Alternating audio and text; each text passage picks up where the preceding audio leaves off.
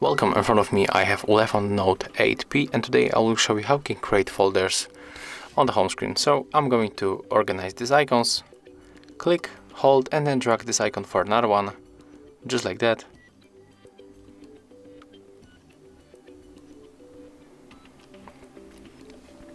You can move that folder like any other icon. When you tap on it, you can rename that folder.